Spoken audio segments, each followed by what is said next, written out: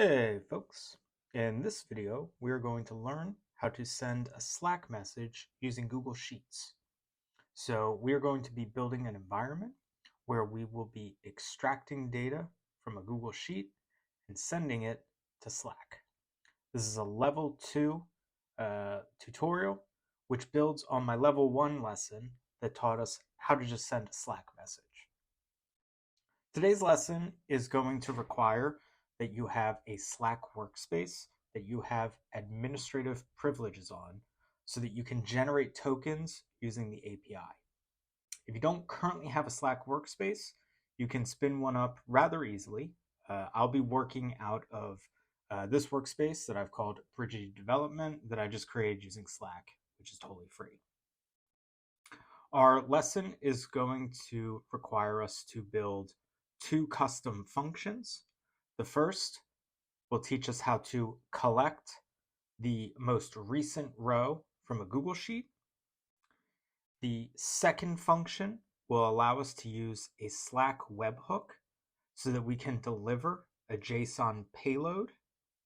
And then finally, we'll be using Slack's block kit in order to build the JSON payload that we'll be sending with our payload function. We're going to spend a little bit of time in Slack's block kit builder, which in my opinion is one of the coolest development tools that I've seen. It's going to make developing the underlying code for your Slack message much easier for beginners and intermediates because you can develop within the block kit builder and then just transfer it into your code. So with that out of the way, let's navigate over to Google Drive. And we are going to be going up into the upper left-hand corner, selecting New, and opening up a new Google Sheet. Cool, so I am going to be titling my sheet as soon as it allows me to, as Slack message. You can call it whatever you want to.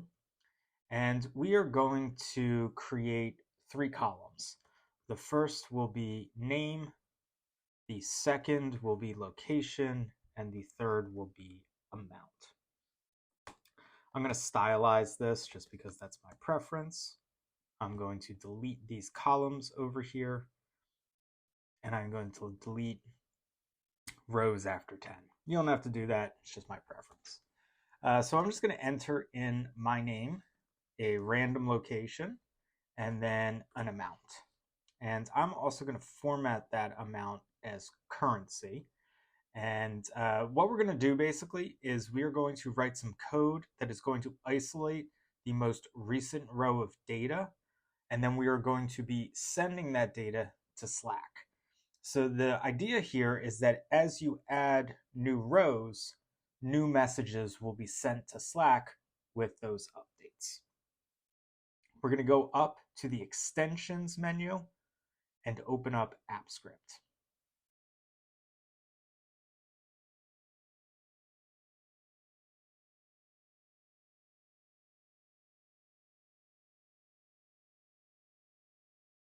We're going to change the title of our project to Slack message.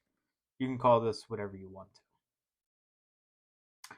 I'm going to be creating a new script file, and I will be titling it function1 data collector. The titles of your files don't matter. The reason that I'm doing it like this is because if I want to order my files alphabetically, then it will respond to the number first, and it will keep all of my functions in the same region as one another. So it helps with debugging and just keeping myself organized. I'm going to remove the boilerplate. You can leave it if you want to. We're going to be writing out the word function, and then I'm going to call this function data collector. You can call it whatever you want to. Data collector is going to have 1 argument. So we're going to be passing a sheet ID to the function, which will then tell it what sheet we want to extract data from. We're going to have open curly brackets like that. We're going to hit enter twice. And then we're going to do 2 backslashes in order to, or forward slashes. I apologize. I don't know which is which. And then we're going to write access the workbook. So this is just a comment to keep us organized. I just hit tab so that I am underneath my comment. We're going to declare a variable of WB, which is short for workbook, and we're going to reference spreadsheet app.getActiveSpreadsheet. Because this script is bounded to the Slack message Google Sheet, we can reference the spreadsheet ambiguously like this, meaning we don't have to define the identification number of the workbook. In the event that you want to use this function with another workbook, you could use spreadsheet app.openById, and then you can copy the ID from the workbook URL and paste it in there as a string, and it'll work the same way. I'm going to hit enter twice, 2 slashes for a comment, and then we are going to type out access all the sheets in the workbook. We're going to hit enter, hit tab, and then we're going to declare another variable, and we're going to call it sheets, plural. And we're going to have that reference wb.getSheets. And we're going to make sure you have an open parentheses there, but you're not going to pass anything to the parentheses. The reason that we're doing this is because we want to dynamically extract data using the sheet ID. Google Apps Script has a native method of getSheetByName.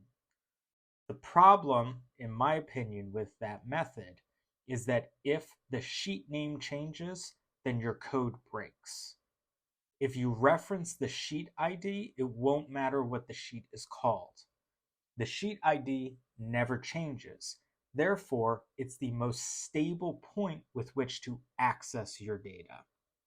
So we are going to call all of the sheets in the workbook, and we are going to loop through them and use a conditional statement in order to evaluate if the sheet ID that we are looking for is in the sheets variable.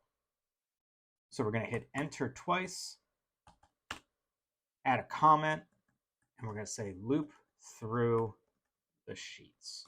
Hit enter, hit tab. We're going to use a for loop. We're going to have open parentheses. We're going to use a variable. I like to use the letter I because we are iterating through the sheets. So I is short for iterator. For I in sheets, right? So we're referencing the sheets variable because that's what we want to loop through. Go to the right of the parentheses, hit space, do open curly brackets, hit enter.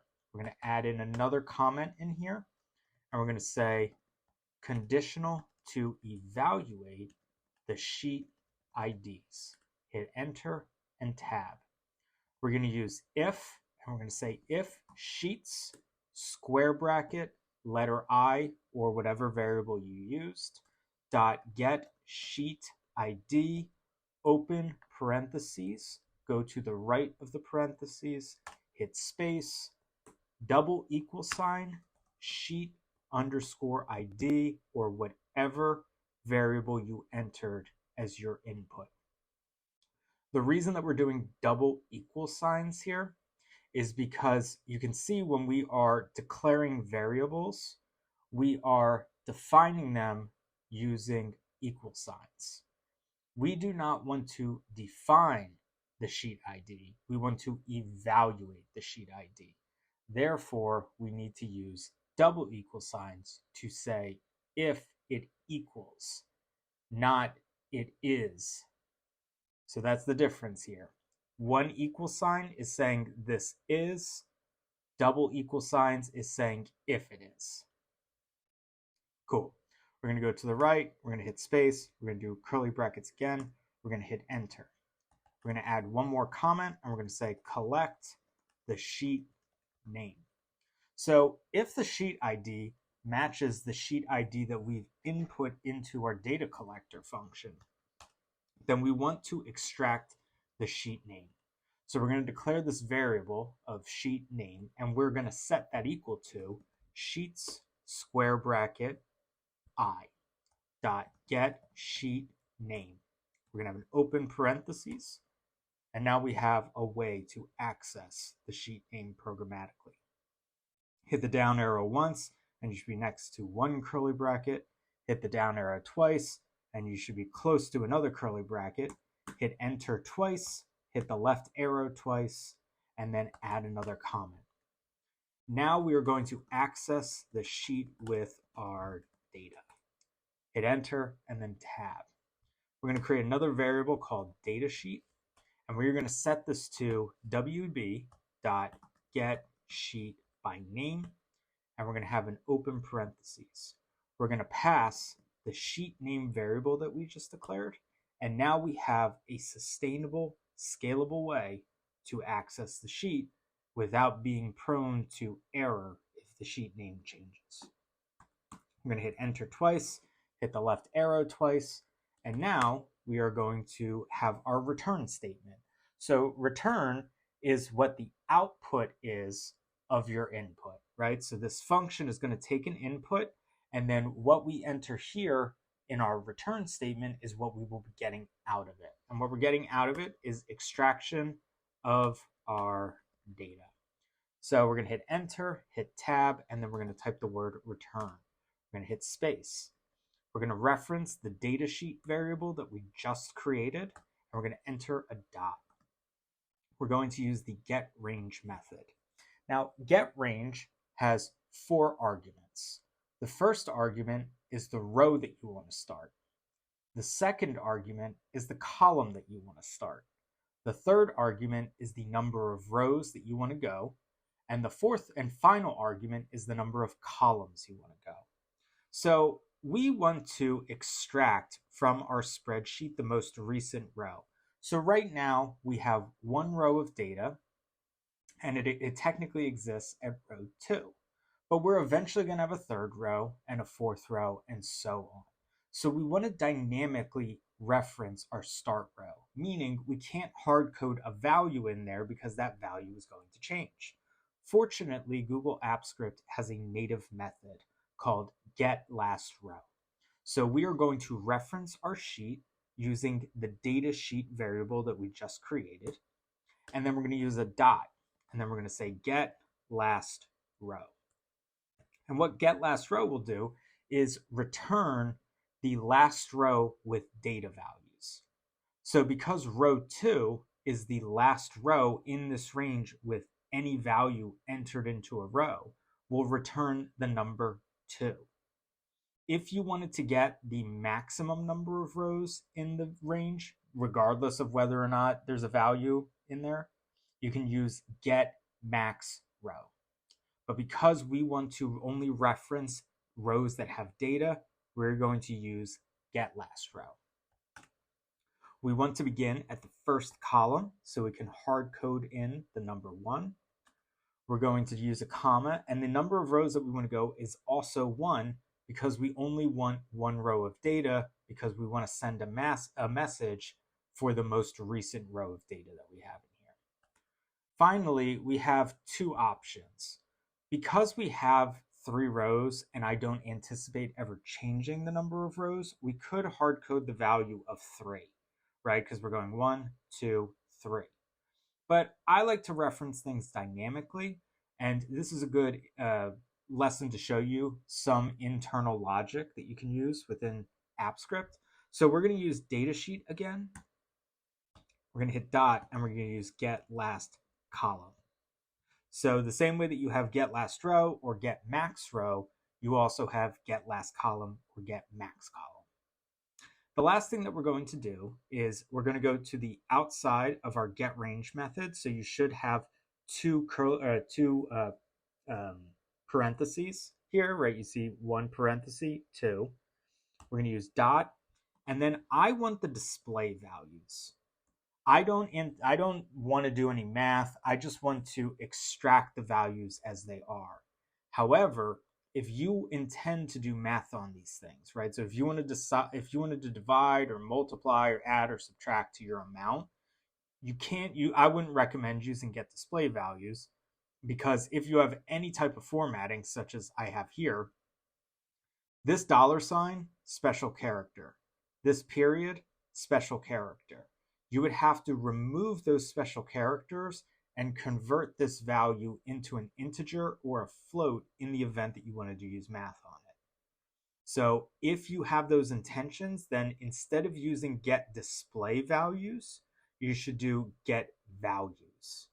And I also want to note, because we have more than one value, you want to use values plural. So if you are getting an error at this portion of the lesson, it might be due to you missing an S here and only returning one value when you're actually asking for three.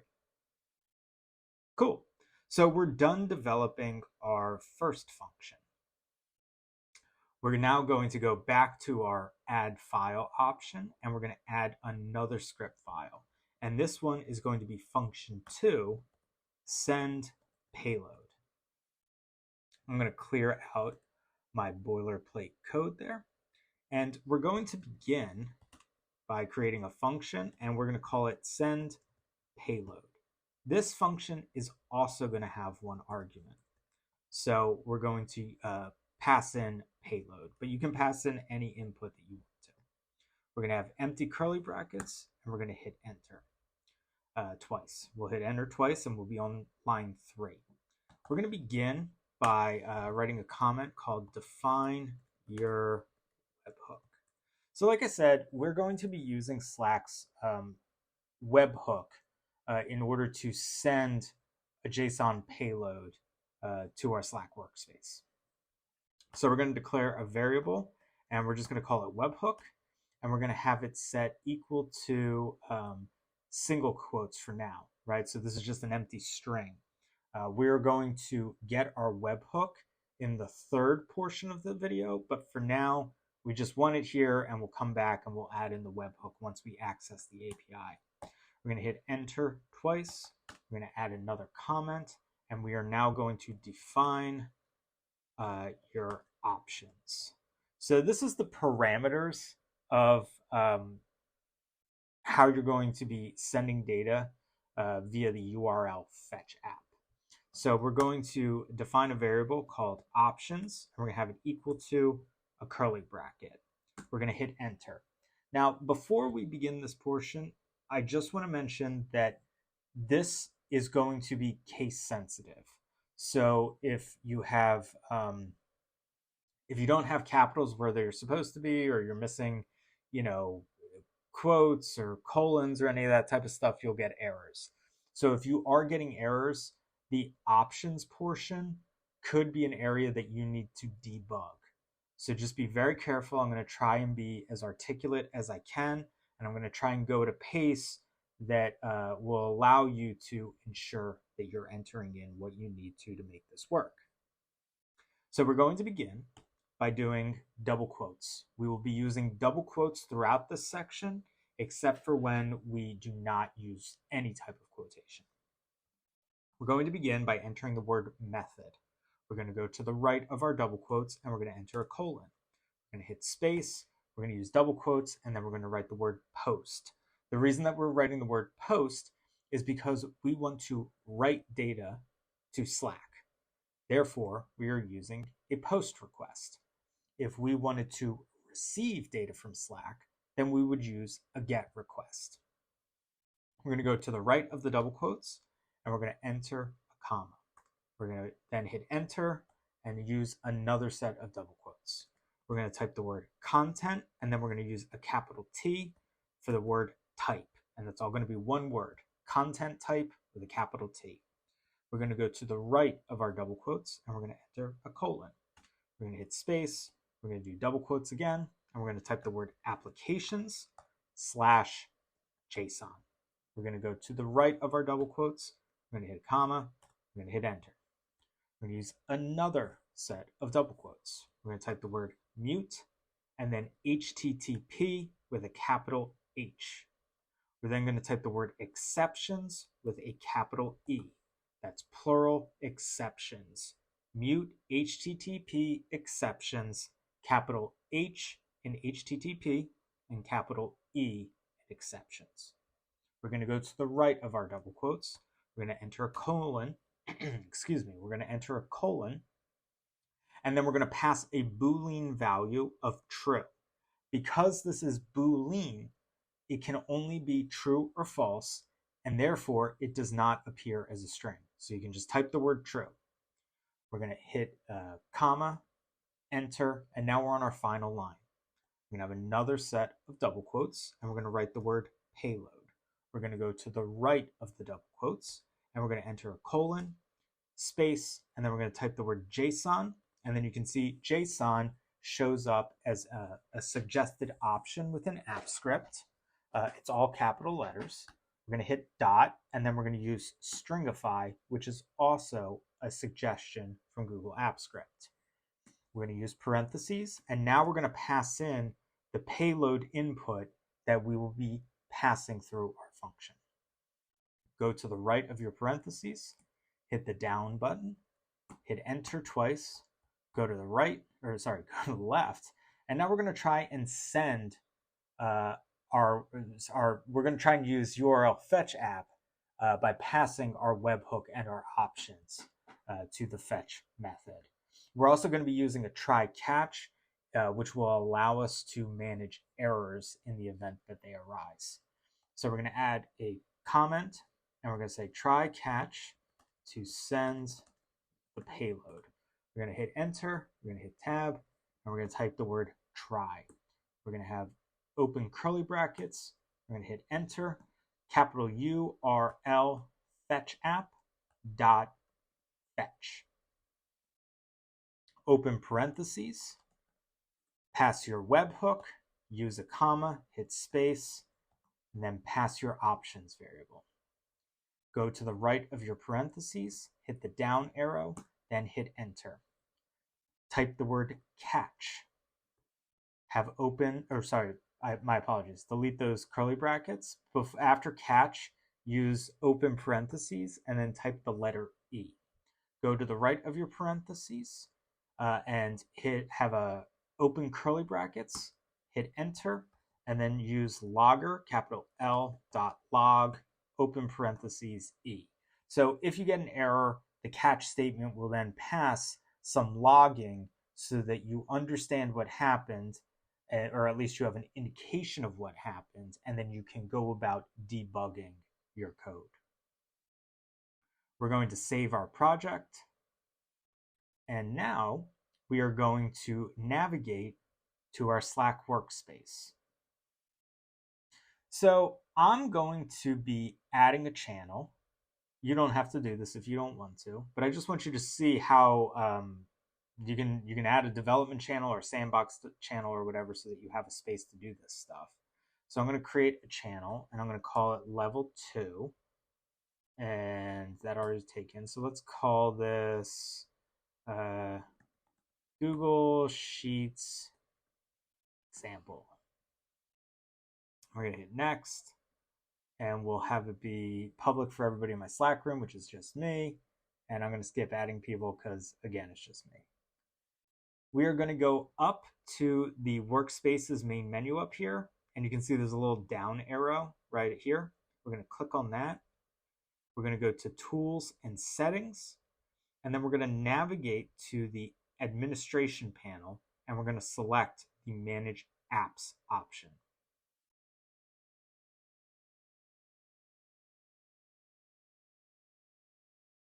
We're going to go up to the upper right corner of the UI, and we're going to select Build. We're going to create an app, and now we'll have this option down here that will allow us to generate a token. And once we have that option, we're going to create our token. Select Generate Token, select your workspace, generate. Now you can see we have a token. We're going to select Create an App again. We're going to start from scratch. We're going to give it a name, and we'll call it Sheets Sender. Really catchy. We're going to select our workspace again, and we're going to create our app.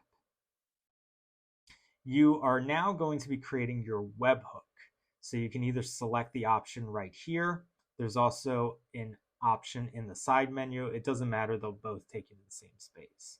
We're going to select incoming webhooks, and eventually we'll have a toggle right here that will allow us to change it from off to on. We're going to scroll down, and we're going to add a new webhook to workspace.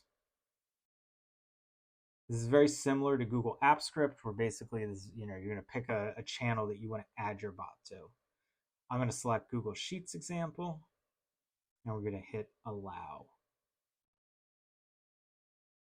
We're going to scroll down again, and you can see now we have a webhook URL. So we're going to copy that webhook URL, and we're going to go back to our script. We're going to go to line 4, where we have an empty string for our webhook variable in function 2 of send payload, and we're going to paste our webhook URL there.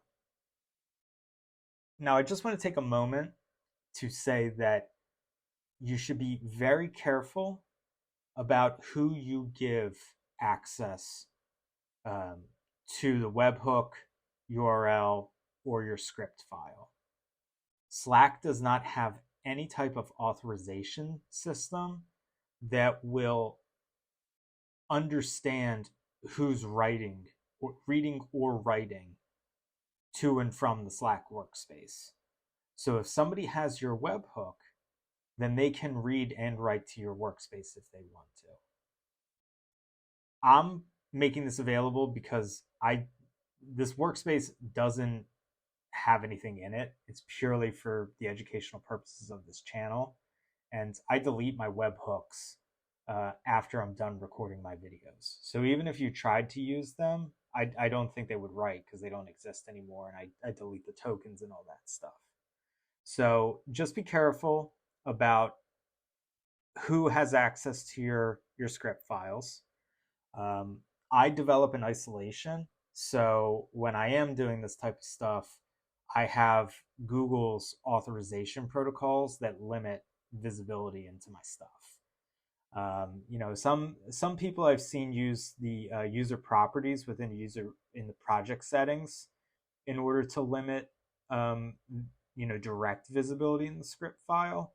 But if you have access to the script, then you're going to be able to get into user settings anyway. So long story short, just be careful about how you treat the webhook.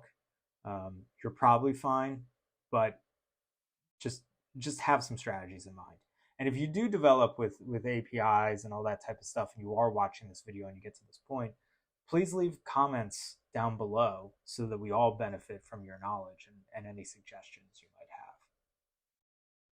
Cool, so we're gonna hit save, and we can close down, you can close out of this. The one thing that you are going to want to navigate to is the block kit builder. So we're moving into that phase. I have the link open already, so we're eventually going to navigate here. But if you don't have this open yet, then you need to figure out how to get there. So bear with me because I forget. I think if we go to app home,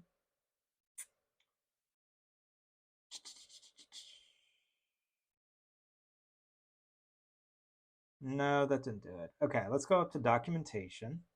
So up in the upper right-hand corner, you'll go to documentation. And then you can go to the search bar here. And you can search either, you can see I've done it before. You can search block kit or block kits. And then you can see here it comes up block kit builder. And then it should also come up over on the left-hand side here. So you can see now we have on the left side menu, we have block kit, and then it's the fourth option here, block kit builder. And now you'll see we are eventually going to be having access to this wonderful tool. Okay, cool. So block kit builder is super cool. I just think that this was like a wonderful idea, and the Slack devs deserve a great deal of kudos for creating such a wonderful way to make this code accessible. So basically you have like all of these like custom options over here that you can just literally click on and it will add it to the code over here. So what we're going to do is we're going to clear our blocks, And there's a couple different ways that you can do this. I'm like, basically you can see we have nothing here now and it just says like your app. What we're going to do is we're going to scroll all the way to the bottom and we are going to add some basic text. So now you can see we just have this like message here that says, hello there, I am a basic rich text block. So there's a couple different ways that you can edit this. You can go into the code here and be like, yo, yo, yo, and then you can see it updates over here. But what's even cooler about it is check it out. There's a little like a pencil here. So if you want to, you don't even have to go into the code. You can just type in, hello, we have received a new update to the Google Sheet. And then we can add a colon there, and then we can hit save. Right? So now you can see it's over there and it's been added to our code, which is super cool because now you don't even have to worry about cleaning up all this stuff over here. You just have to like write your message. So what we're going to do is we're going to add in a list. You can see it's been added to our code, and then we're going to edit our list. So you can see it starts with basic bullet, which with rich elements. We're going to delete that because we don't need it. And then we don't need 5 items because we only have 3 items in our list. So we can just delete them over here. And then we can change this to placeholder, all caps, placeholder, all caps, and placeholder, all caps. This way it'll be really easy for us to look at our code, right? And then we can go over here and we can see where our placeholders are that we want to change. So I'm going to change item 1, item 2, and item 3 to reflect the 3 data points that we want to pass in to our message. So I'm going to change it from item 1 to be name, item 2 to location, and item 3 to amount. And I'm going to add just a little bit of style. So like the taxonomy is bold. And then I'm going to save it and then check it out. You can see over here we have this placeholder. So when we do want to make an update to our code in Google Apps Script, we can very clearly see it and then edit it in real time. So take some time to play around with this if you'd like to. So you can pause the video and you can stylize however you want to. Once you're ready, we're going to copy the payload. And then we're going to navigate back to Google Apps Script. So click on Copy Payload, go over to Apps Script, and now we're going to go into our code file. And what we're going to do is we're going to add a little bit of space in here, and we're going to add a comment that says Slack blocks. We are going to hit Tab, and then we're going to declare a variable called blocks. And we're going to set it to an equal sign, and then we're just going to paste in our placeholder. Unfortunately, I haven't come up with, a more organized way to have this data in here. I've thought about like putting it in separate, functions and all that type of stuff, but honestly, I think it's just easier just to like drop it in like this. So now that we have our blocks in here, the last thing that we have to do is add our data. So basically we have to collect our data from the Google Sheet using our data collector function and then pass it to our send payload function. And then we're going to be good. So start on line 3, hit Tab, add a comment and say, collect data from Google Sheets. Hit enter, hit Tab, and then use the data collector function and then have an open parentheses here. So you can see we have one argument and it's a sheet ID.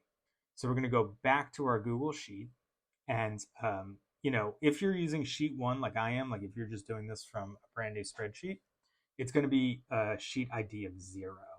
But in the event that you want to find your sheet ID, just go up to the URL here and you'll see that it has GID is equal to, and then you should have a number here. It should always be a number.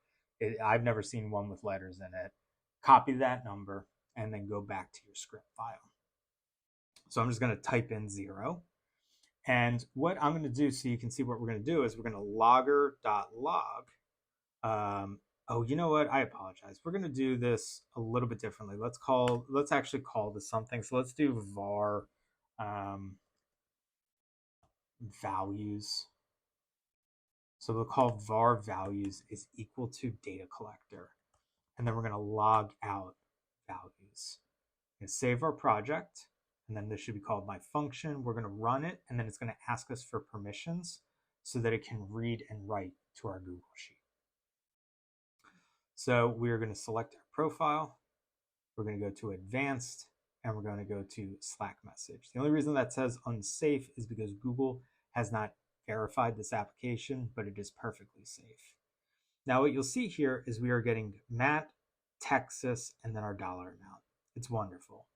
And if we wanted to, we could, add another line in here. So we'll do Mark, California, $30,000, and we'll run this again.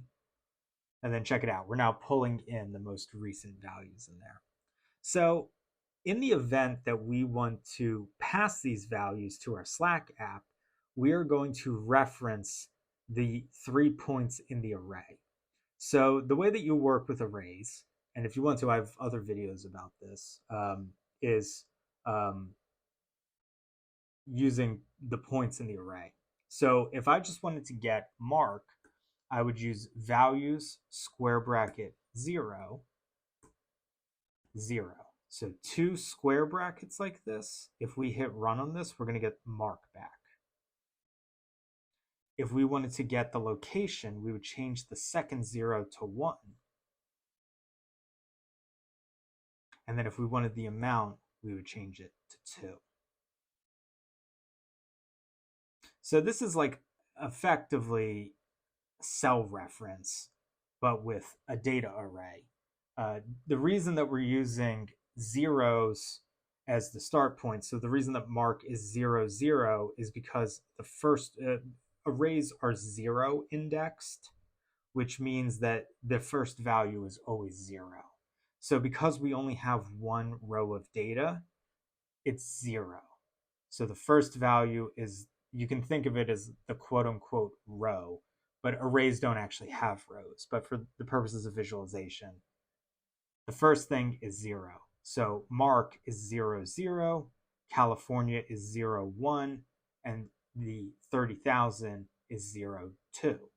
Now, if our data collector function didn't just take the most recent row and we had we had one square bracket and then we had Matt and those values, and then Mark was in the second row, right? Like let's say that this was actually what our data array was, then Matt would be 0, 0, and Mark would be 1, 0, because Mark would then technically be the second row. But because we're only working with one row and one array, 0, 0, 0, 1, 0, 2. Why is that important? Because that is what we are going to be passing to our placeholders. So we are going to scroll down, and you can see we have name here, and then we have placeholder here. So this part might get a little bit difficult, and I apologize for that. Hopefully you can stick with it, and this won't be too complicated. What we're going to do is we're just going to remove placeholder. Now, the one challenge that we're facing here is that we had semicolons, or sorry, my apologies. We have colons. So we had name, colon, space, placeholder. You can see that the colon is actually going with the placeholder. So you can see here we have text, colon, again, this is JSON, and then we have double quote, colon, space, and then where we want our value to be. So we're just going to delete placeholder. We're going to keep the colon and the space because we want that space in the visualization. We're going to go outside of the double quote. We're going to use the plus sign so that we can concatenate values. So we're going to use values, and then we're going to pass in 0, 0, because we want the name to appear here. We're going to scroll down and we're now going to go to the location. And you can see it's set up in a similar way where we have the colon, the space, and our placeholder. We're going to remove the placeholder. We're going to go to the right of the double quotes. We're going to use the plus sign, and then we're going to pass values, square bracket 0, square bracket 1 for the location. Finally, we're going to go down to the amount placeholder, remove that, go to the right, use a plus sign, values, square bracket 0, square bracket 2. And now we have a JSON payload that will dynamically respond to our data collector value that will pull the most recent row of data from our Google Sheet. We just have one more step left in our process, and that's sending our payload. So you can see the Slack block here has a bunch of stuff. We're going to go to the very last curly bracket here. And the way that you can tell is because the block's curly bracket is highlighted up here, whereas this one is not. So we know that this one is related to the block. We're going to hit enter, and now you can see the final curly bracket here is highlighted, as well as the one up top. So we know we're outside of our blocks variable. Now we got the easy job of just saying send payload, open parentheses, and then you can see we just need to pass a payload. So we're going to use our blocks. We're going to hit save, and when we run it, it's going to ask for permissions again so that we can send values to an external source. I guess it won't, because that didn't happen. But when we go to Slack, you can see it sent it, which is great, right? You can see we have sheet sender. You can see that we have hello. We have received a new update to the Google Sheet. We have name, Mark, location, California, amount, $30,000. Wonderful. We're going to do one more test. We're going to say Hallie. We're going to say Florida. And we're going to say a ton of money. So Hallie has $1 million. So we're going to go back to our Slack message. We're going to hit run. You can see we got Hallie, Florida, $1 million. And we go in here and check it out. Hello, we have received a new update to the Google Sheet, name Hallie, location Florida, amount $1 million. You can see if you have successive messages like this, you won't get your app's icon or the name again. But if you like have some text in here, and then let's do one more.